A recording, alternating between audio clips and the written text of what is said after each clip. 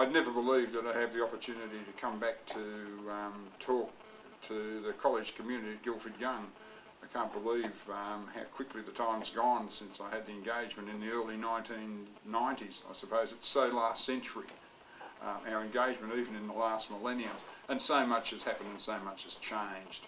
But I believe in that time so much has stayed the same and many of the challenges are still there. I was asked by the then Executive Director of Schools in this diocese to go down and see if I could help out the college community down there that was formed through the recent amalgamations of several of the 7 to 10 schools. It was a breathtaking initiative in those days, and I certainly know that it wasn't without its problems in the local community down there. I was briefed of the issues, but I certainly, in my initial engagement in those early days with the staff down there, came to realise just how difficult it had been and really how courageous it was of those school communities to let go of the long tradition and success they'd had in all their schools. But they did so in the recognition that, you know, times move on and the difficulties in funding and supporting the provision of Catholic schooling required new ways to look at things.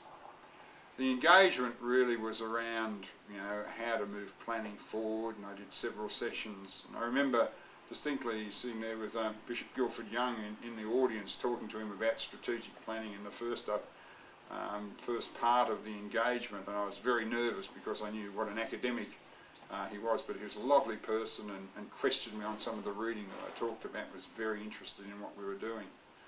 From that flowed the opportunity to do several workshops down there with the staff, and we set about working out how we could develop goals and how we could simplify those goals, and as always, how we could reduce them to the ones that were very achievable in the short term.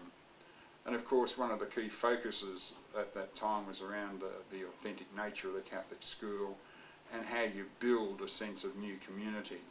And the staff had always seemed very open to me. I particularly remember the work of Chris Smith and Bobby, his last name just escapes me at the moment, but I remember working very closely with them, and of course with Sister Pam in those very early days. I understand that the college has moved on and it's probably celebrated several milestones and birthdays now, and I hope they're in a very good place. The job of providing Catholic schooling, which you've asked me to talk about today, is no different than it was then. There are different sets of problematics around it, but the reality is we still face many of those same challenges. It's interesting as I reflect on the work that I did in the community that one of the things that the community was very keen on doing is making sure that they were doing the best that they possibly could for all the kids that were going to come to Guilford Young College, and the struggle of how you do that on two campuses, at the Glenorchy campus and at the Hobart campus. Can I tell you, we still face those challenges today, as you probably very well know. One of the core issues, and it strikes at something else that you've asked me to talk about, and the nature of Catholic schooling. One of the core issues is about the quality of the schooling we provide. I believe now, and have always believed, that you can't have authentic Catholic schools unless you have quality. And I think that's a central message. You know, in the time that I last was down in Hobart and worked with the school communities, you know, by one of those sort of serendipitous things of fate, I now find myself as Executive Director of the diocese where I came down to work with you. Much has happened in my life since then. I've worked in the Diocese of Wollongong. I've had a great opportunity to expand on my interests and passions around Catholic schooling.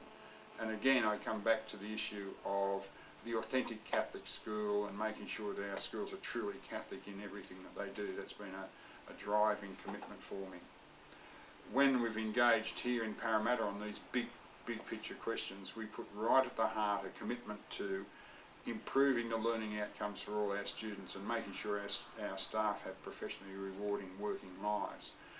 If we get those sorts of things right, it can help us then make sure that we have authentic Catholic schools and make sure a very strong and robust Catholic identity, because it's in the totality of the experience that we know that young people will learn to live and grow in the faith.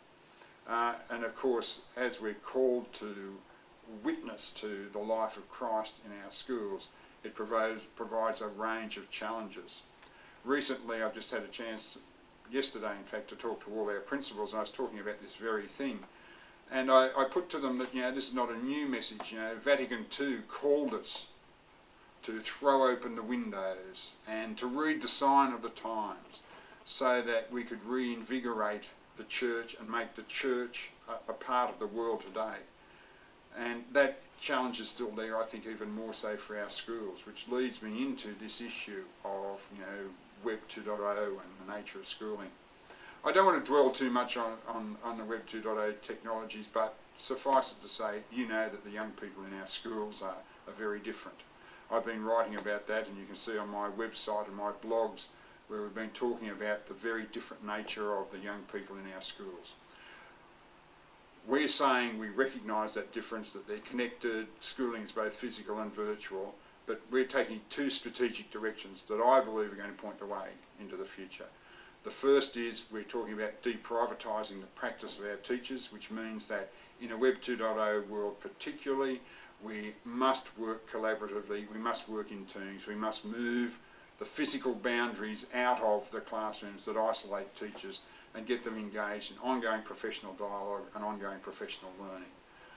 That poses a range of challenges from the way we organise schools, build schools, organise the curriculum frameworks and all those sorts of things, and it's a work in progress. And we're seeing some great initiatives in that area.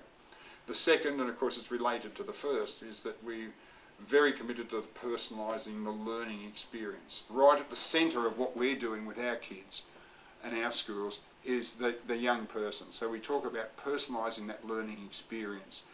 It's asking a new set of questions as those young people are engaging in a learning experience that's both physical and virtual. How do we use the best of those worlds? Now, it's not a matter of one size fits all. It's a matter of recognising that you ask those questions about how you improve the learning, how do you make your school authentically Catholic, how can you see in every action that the Catholic identity is a lived experience, and how the local community responds to that. We will seek diversity and we'll seek integration, and I think they're the things that we should look at. We're finding individual schools are finding new ways forward, and we learn from that, and this is how we will build lifelong learning. And it takes me right back to the central question there about the very identity, Catholic identity of our schools. We are called to a relationship. We are called to a relationship in the first instance with the risen Christ. Learning and teaching is a relational process. We build those relationships by community, and it's a communal experience. That is intensely Catholic. We experience that in a cognitive sense about what we learn about our rich tradition, the sacred scriptures. We then experience through the rituals and celebrations of the church. That's the totality of the life. So rather than seeing the learning and teaching separate from the Catholic identity, I would argue that they're very integral. If I could leave one message for you and one challenge for your school community, is for you to really understand that and spend the time unpacking it. Because the way we believe you can do this, and the way I believe we're going to bring about this change, is in this robust dialogue, and we'll develop a sustainable narrative that places right at the centre our identity, and they become the touchstones for all the questions we ask as we respond to an ever-changing world, a rapidly changing world that is now both so intensely local but at the same time so intensely global. I wish you well in your work. I'd love to come back and engage with you and talk about these sorts of things. If I get down to Tasmania, I'd love to come out and visit you all. Thanks for the opportunity just to share a few thoughts with you.